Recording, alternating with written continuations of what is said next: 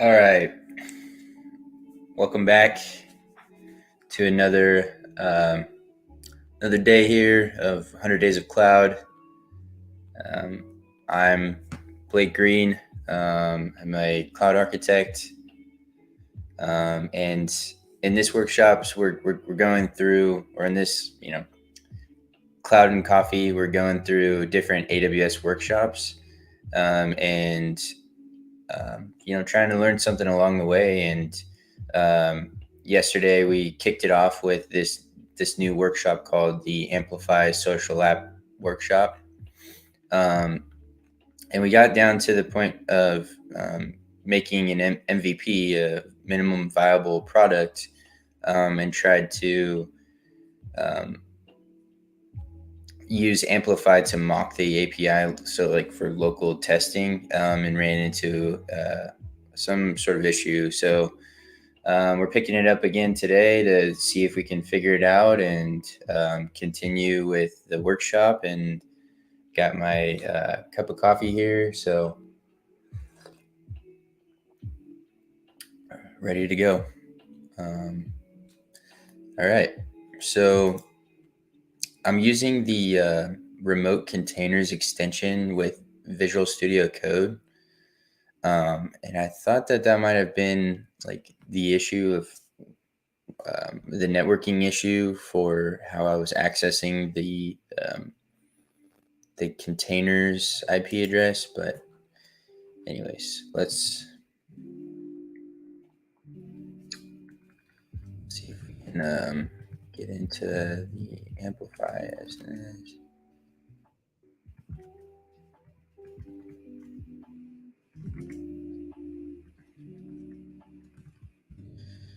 So I think we need to like start the application, right?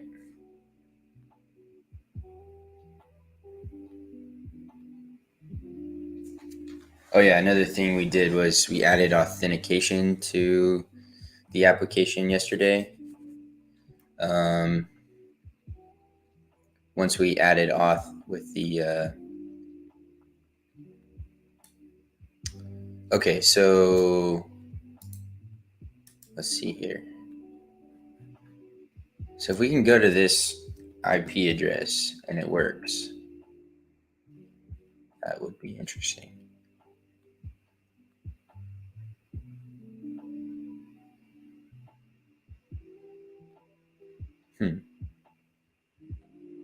So it doesn't look like it, but if we go to localhost 3000, then we get logged in with our Hello World application. So maybe that's the same thing with. So if I do Amplify, and then if we do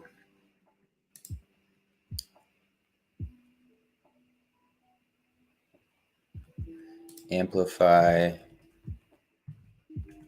mock API, see what happens again.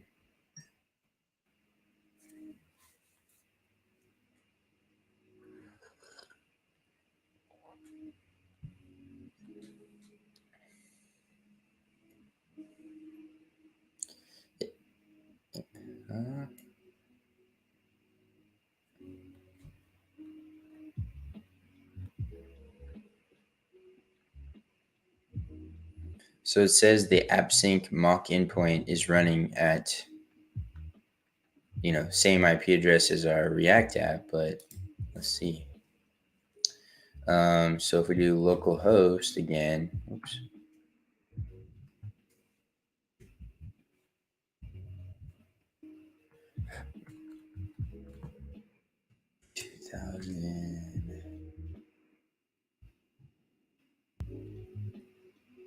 Two. There it goes. Look at that.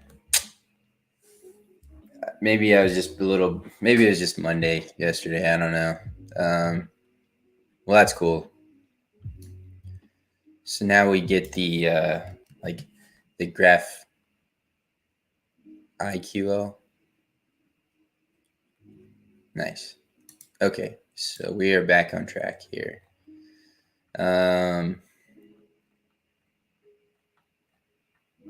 If we scroll down here to create a post, we are going to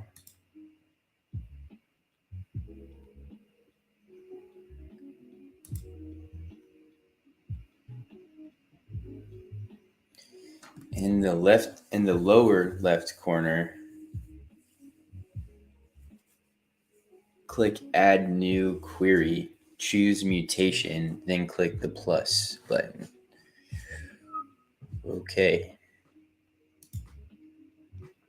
Would that be on? Oh, here we go. Add new query. Click the plus button.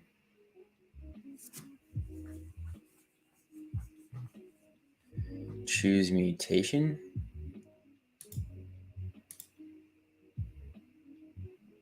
Oh, okay.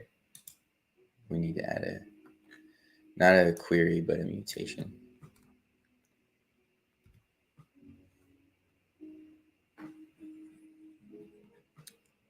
Click on create post. Oh, that's probably way too small, isn't it? That better? Hopefully. Yeah, you can move that over. It's kind of hard to, I guess I can move this window over a little bit more. Something like that. It's probably better.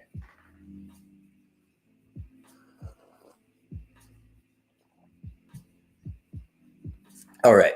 So now we've added a mutation, clicked on create post. The GraphQL query is written out in the middle pane.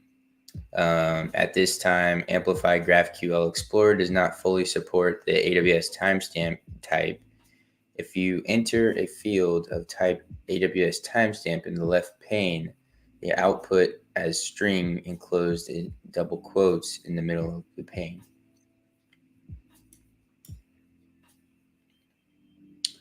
Click run or click the play button to run the GraphQL mutation.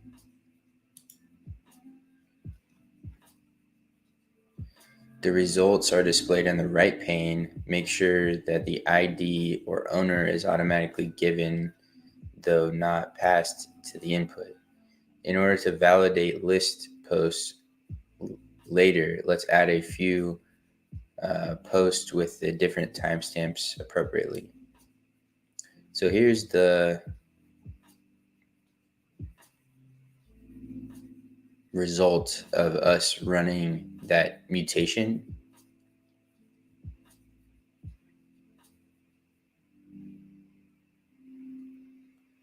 And there, it was just an empty mutation, but it doesn't say anything about us getting this Dynamodb validation exception. But all right, we'll continue on. If you want to get the Unix timestamp for the current time, execute date. Okay, in the terminal.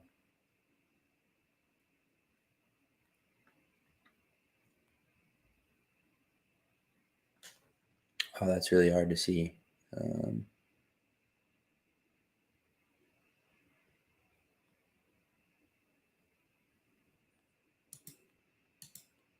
Oh, that's a little bit better.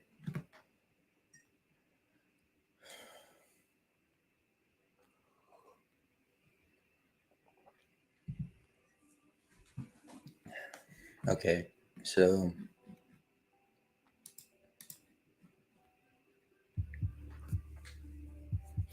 okay, so let's see here on the timestamp.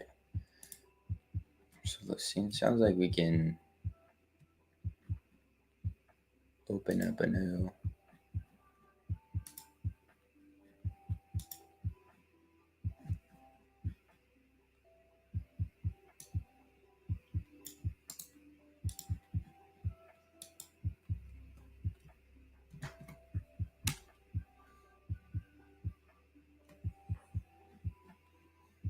Oh, is it just this?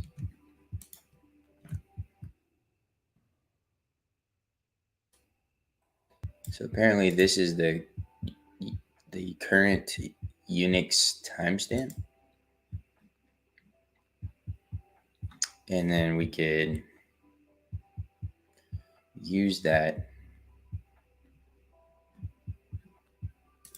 in here in our timestamp. Okay. Content is test. Type is post. And then we have these other fields down here. So I'm just gonna add this content. Okay. What else does it give us here? Owner.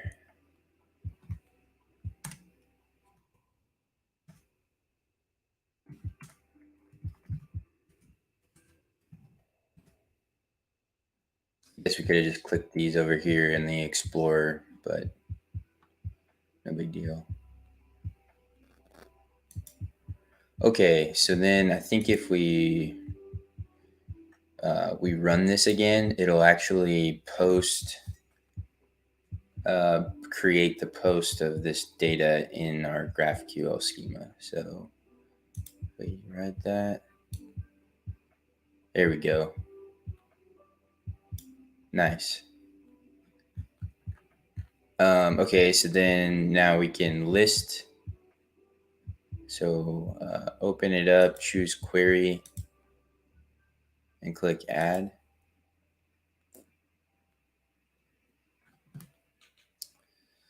Okay.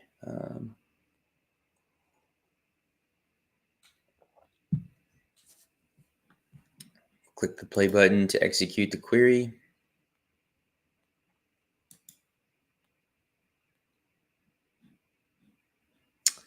It's an empty query, right?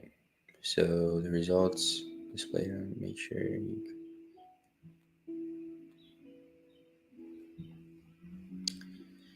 Okay, yeah, so I guess we need to add items. Yeah, so instead of typing it all out, it's kind of nice. You can use this Explorer on the left here, and then as soon as you can see it, as soon as you click the items in the list post, um, it adds them to your query automatically, which is kind of nice.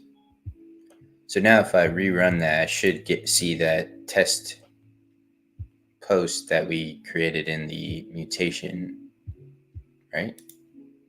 Yeah, cool. There's our Unix timestamp there. Awesome. I think it's working.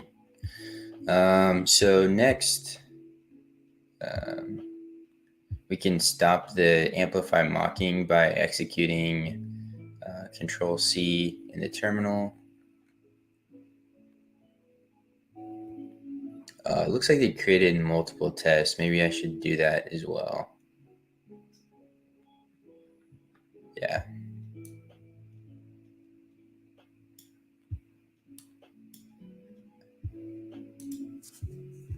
That way we have more than, we'll just call this 5. I don't know.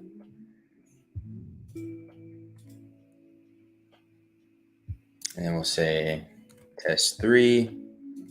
And then this will be 9. Just want to increment the timestamps.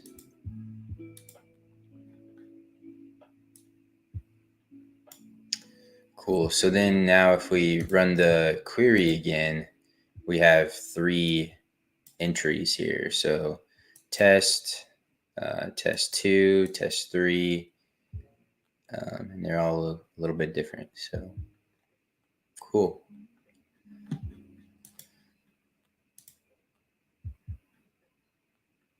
We are almost towards making an MVP.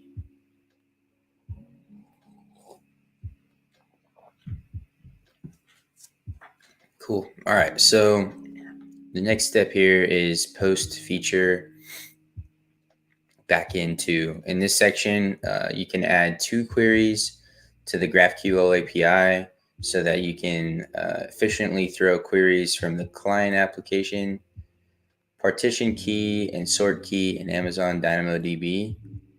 So Amazon DynamoDB provisioned with model is a key value document database that provides single-digit millisecond performance at any scale.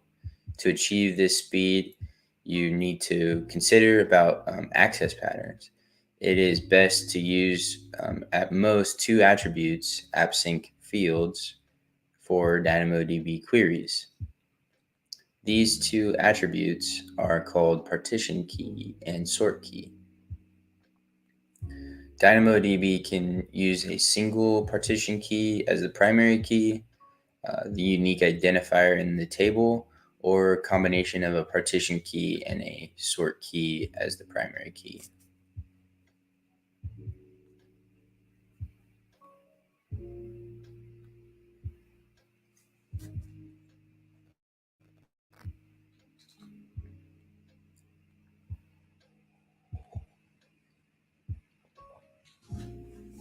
The main role of a key directive specifies the primary key or partition key and sort key. If you write a query without the partition key and sort key, it scans all of the contents in the DynamoDB table, which is very inefficient. That makes sense. Not only takes time to query, but also costs more because you pay as you go. How do you design partition key and sort key this time? Good question. Hopefully they'll have the answer because I'm not great with databases and access patterns, and so it'd be nice to learn a few things about that here.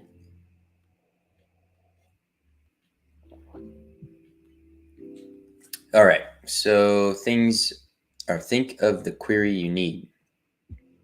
You want to automatically assign an ID to post. I thought it already had an ID. Okay, and you also want to pull the post by specifying ID in get post query. Okay, so you created the DynamoDB's partition key should remain the ID field. Okay, if the ID field is empty in the create post argument, which is not, AppSync setup with Amplify automatically generates an ID and fills the ID field.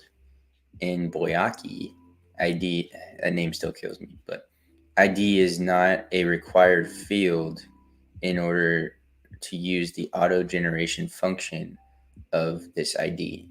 If ID is required, ID needs to be passed on the client side when create post mutation is executed.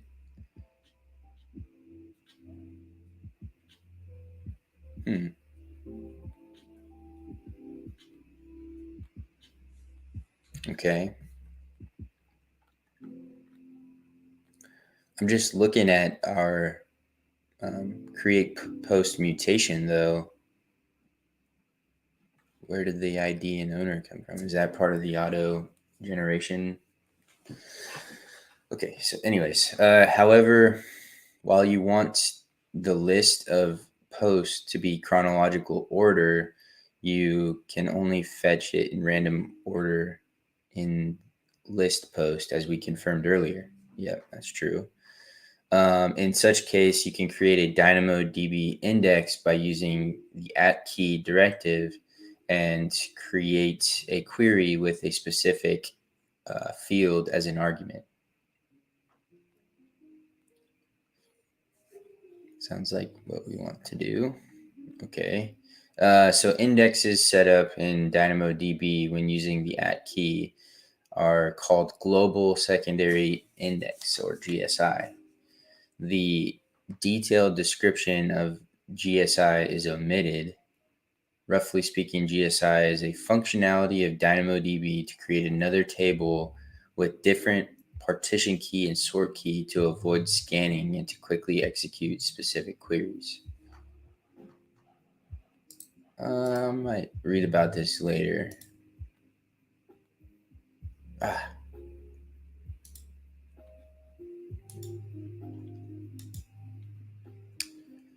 forget, like, this workshop must have been created in like a Japanese user group workshop or something, because everything defaults to Japanese, and then I have to switch the docs to English. But and it's, I mean, probably why the app is called Boyaki as well. So,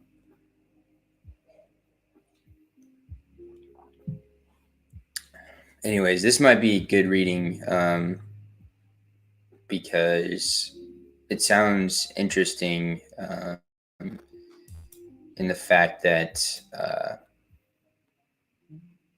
if you read this here, like, the GSI is a functionality of DynamoDB to create another table. So rather than having a single table with all the data in it and then having to scan through the the whole thing, which is inefficient and costs more money, it sounds like the GSI is going to help us kind of shard the database, so that makes it more efficient for us when we're using the GraphQL to query the data given the ID of the post. So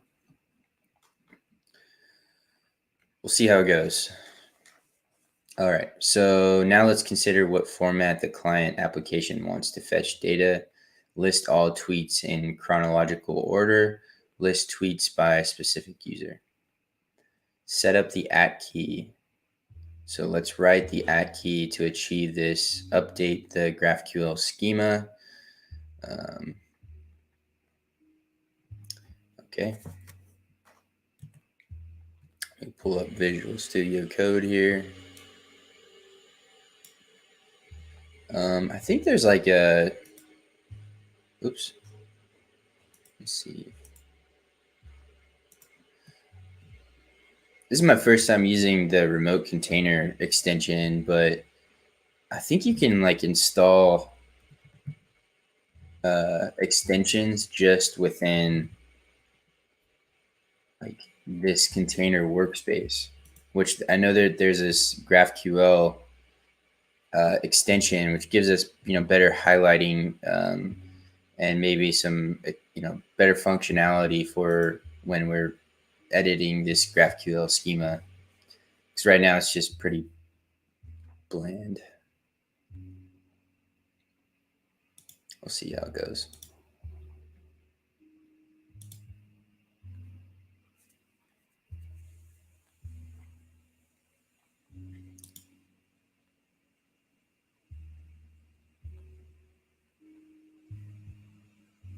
Yeah, so it looks a little bit better, right? Like, we get the syntax highlighting, so that it makes a little bit, or it's easier to read and can kind of help us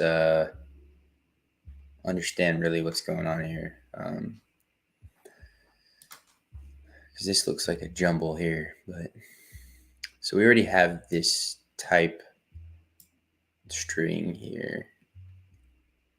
And okay, so yeah, we already have our model directive, our auth directive, and now we're just adding these key directives, right?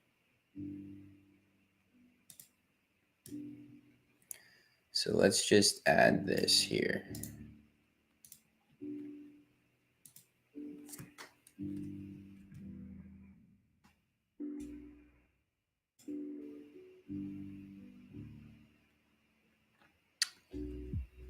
Okay, so hopefully it kind of explains those two lines. The following three fields are used in key: the name,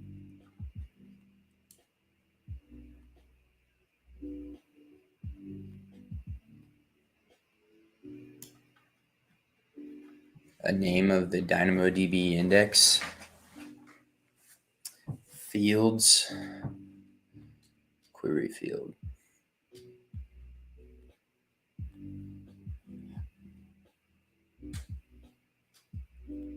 All right.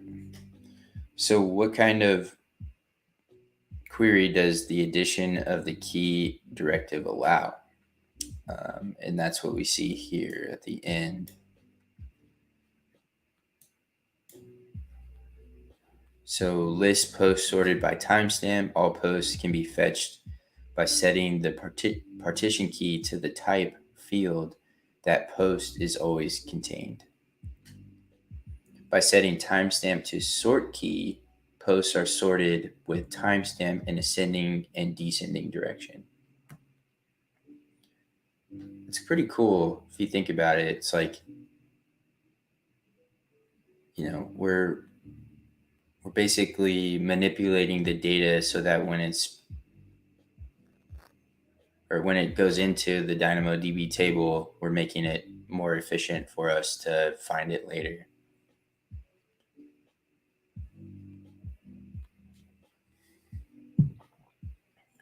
Okay, so list post by specific owner.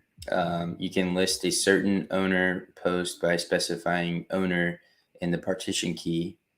By setting timestamp to sort key, posts are sorted with timestamp in ascending and descending direction.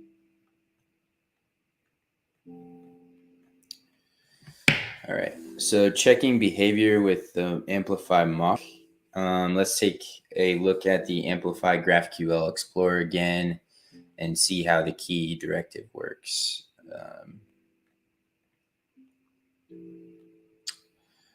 So applying the @ key, so when @ key is added, the DB SQLite DB file must be deleted once, and then execute Amplify mock API again. Oh, okay. So like, interesting. It like caches it locally then.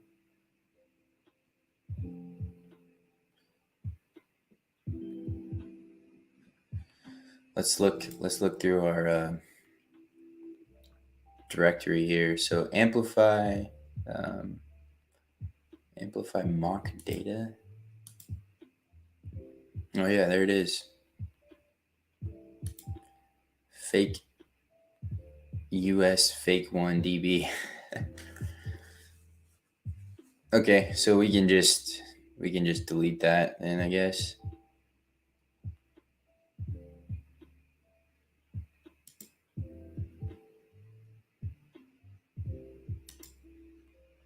I think that was just from our previous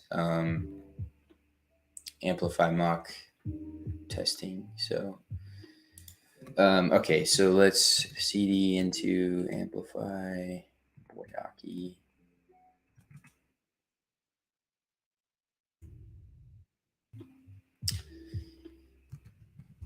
And then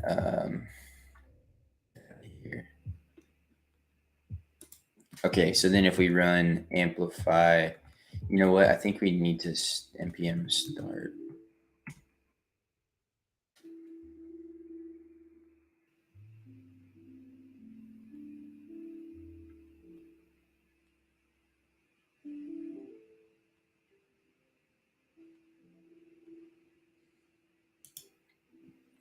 So that starts the dev server, right? And then I think now we can, maybe that was what I was missing yesterday, was that the dev server wasn't running or something. But Amplify mock API.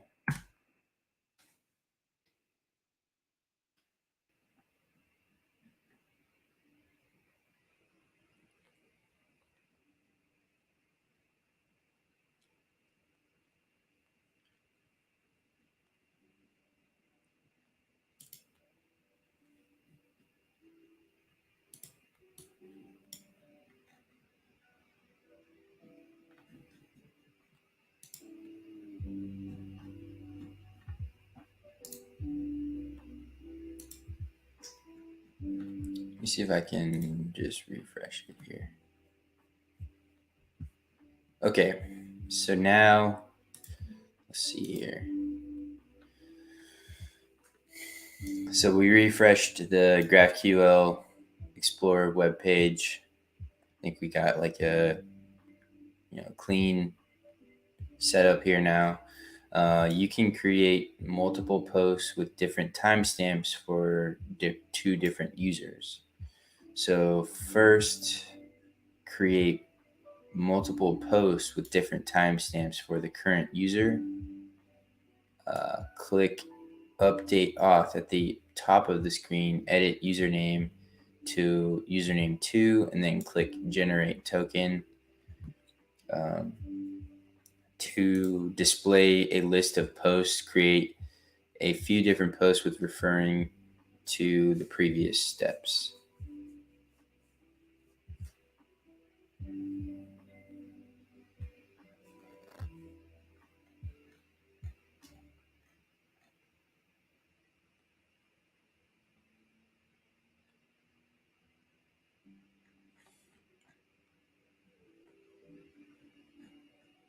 Well, we already created some underneath. Okay, so we created some with user 1. Oh, wait, that's gone now because we deleted the previous database, right? So we go to mutation and then add a mutation and then create a post with all the things. Let's move this over.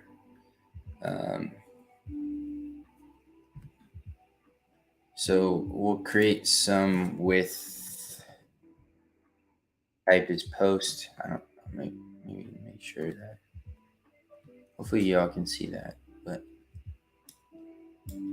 okay, so the type is post. The content will say test 1, and the timestamp.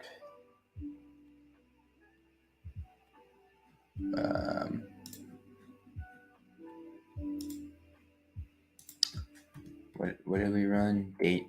Yeah, there we go. So that's our current. Oh, I need to save this. Wow, that might be bad. I don't know if that real time updates this thing, but yeah, maybe let me try to refresh again. I think I forgot. Okay, yeah, because now it's showing with the list posts by specific owner and timestamp.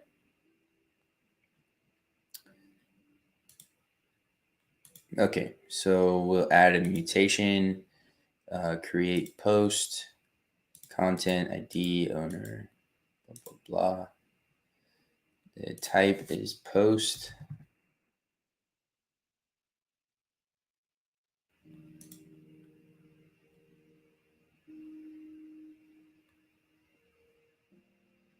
Content is test 1.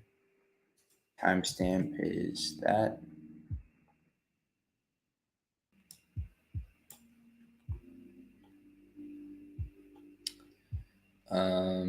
I think we can just copy this. We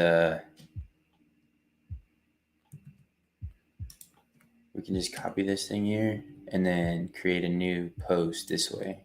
So we can create like multiple posts instead of doing one at a time, And then in here, we'll just update the content to 2 and 3. Oh, maybe not.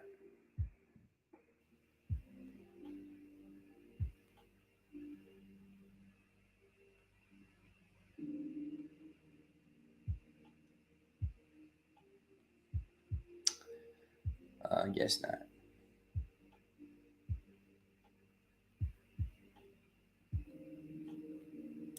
I was wrong.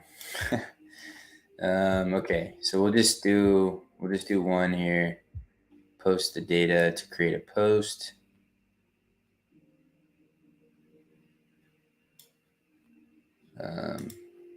Did it say create multiple posts with different timestamps for the current username?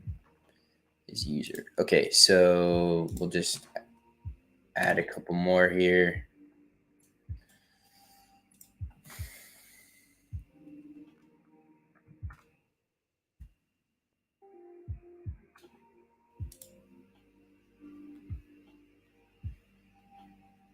Test 2 and then test 3. We'll say that's 15. I don't know. Okay, so we have 3 posts under the current user. Click update auth at the top of the screen and edit username to user2. Update auth, user2.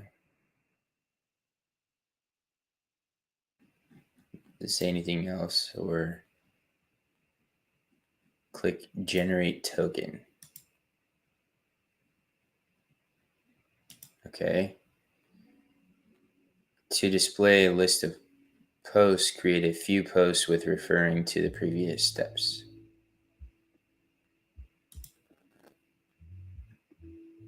Okay.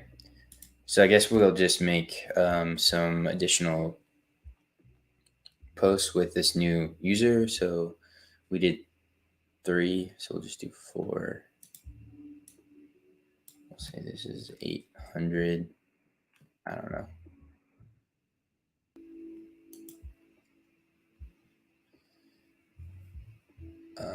Test 5 at 820. I don't know.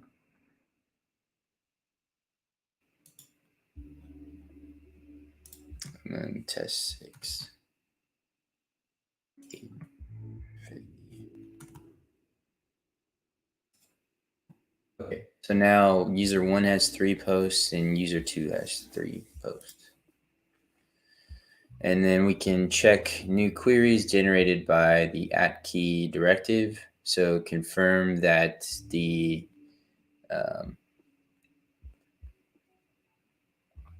list posts sorted by timestamp and list posts by specific owner have been added. We saw that once we refreshed it again, but shit. Okay, so choose the list post sorted by timestamp, which was under query, right?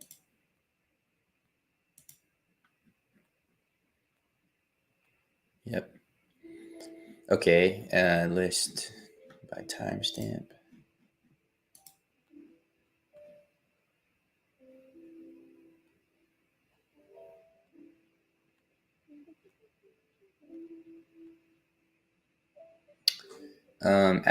Okay, so choose that, and then at the same time choose the list post by specific owner and fill the fields as shown. Okay.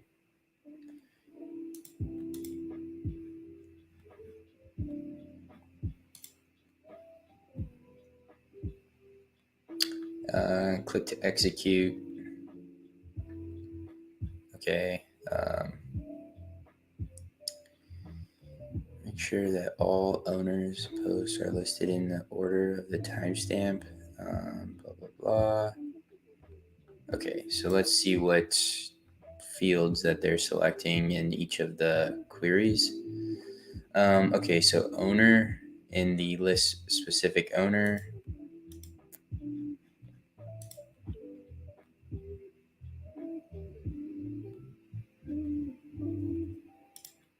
Let me move this over a little bit so we can see what they're actually selecting.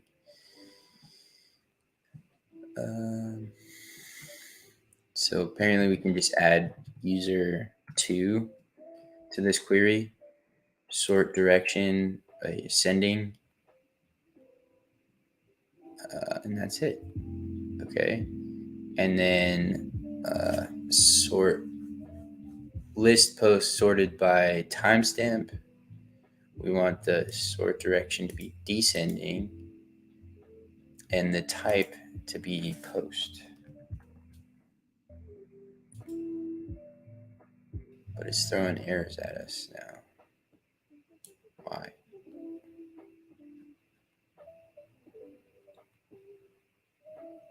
Oh, because we need to add the items to the query, right? Timestamp.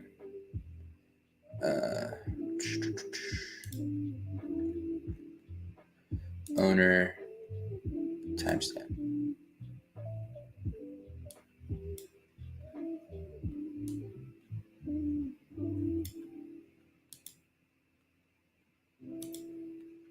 Okay, so now if we run this guy, we should see all of the post. Oh no.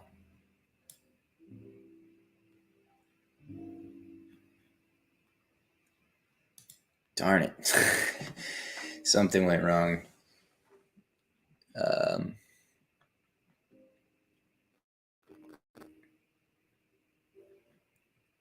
Yeah, because on their on the data that they're seeing back is like all the posts with their timestamps from user 2, which we created 3 of them.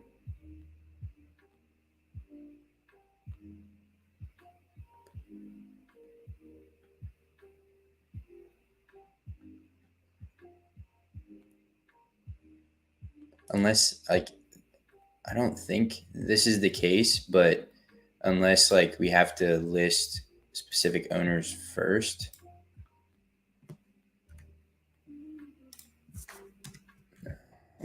It's true, but let's try it.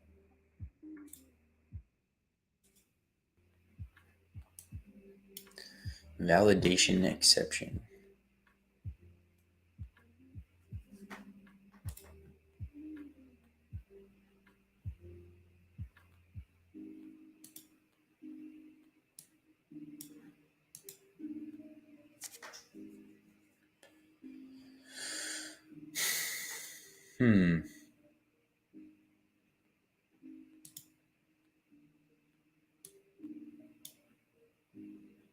Post.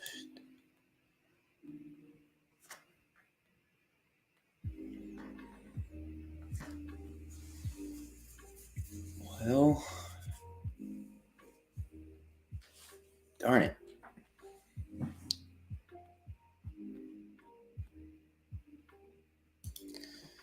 So where did we mess up here?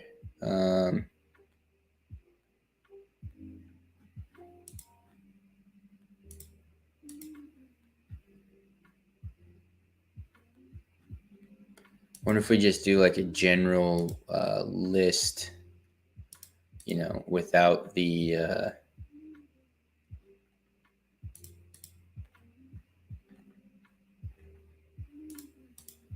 without like the sorting. Would we see all of the posts from both users, right?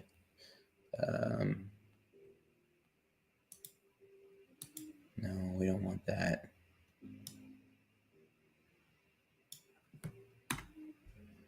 We want list posts by all this.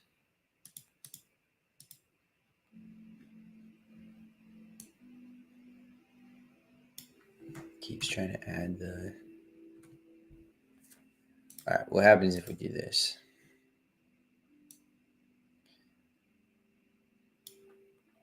Yeah, so, oh, that's strange. Oh, there it is. Oh yeah, see, I didn't. Okay, but at least all of the posts are in there from, we have different users of user 1 and user 2. So that means there's something wrong with how we're querying.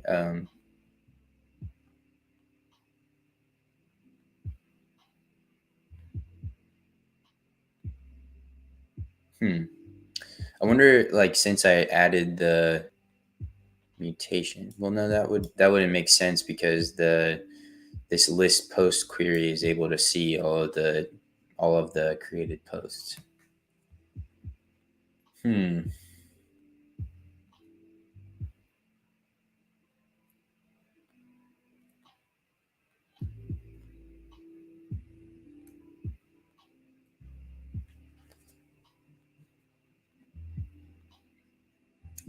trying to refresh here and see if.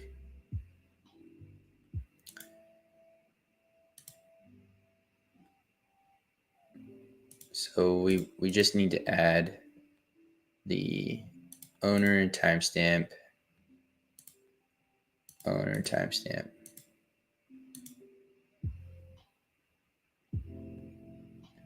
and what else did I say, or what else did they say it was? Oh yeah, because we need to select like the owner is, and the type is, darn it. Let me move this over a little bit. So the owner is user2, right? The type is post.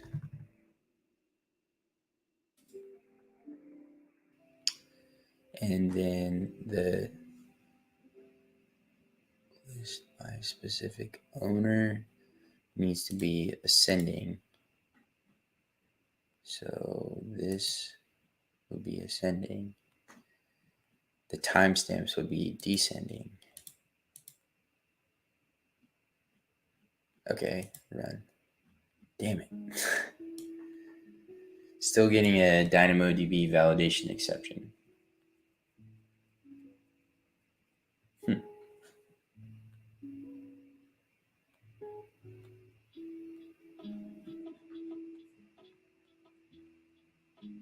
Well, darn it.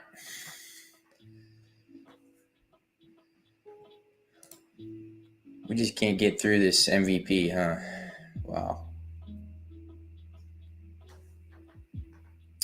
All right. So I guess I'll have to pick this up again tomorrow. I got a actual job to do. Let's go through this tip real quick. So why amplify mocking in this workshop? There are not any significant changes to schema. In actual development, significant changes are often made to the schema in the early stages and repeat trial and error. I think that's what they were trying to say. The problem here is that the DynamoDB partition key and sort key set by the key directive can only be set at the time of the creation. If you want to change the partition key and sort key in a situation where DynamoDB cannot be recreated, add GSI with the key directive. Therefore, it is best practice to develop with key amplify mocking to a certain extent and then apply it to the cloud after the specification is confirmed. Yeah, I mean, that's a really good tip, right? I mean, perform that local development and then push it up once it's all set up using that fake Dynamo or the fake database that it spins up locally with the add amplify mocking, right? So all right, yeah, I mean, I'm gonna try to figure out what's happened here. I probably fat fingered it somewhere within the schema, maybe. Maybe this is something's wrong here with how I copied in the key directives. So maybe I'll go back and look at that. But I got to sign off for today, and we'll pick it back up tomorrow and continue with the MVP. So thanks for watching.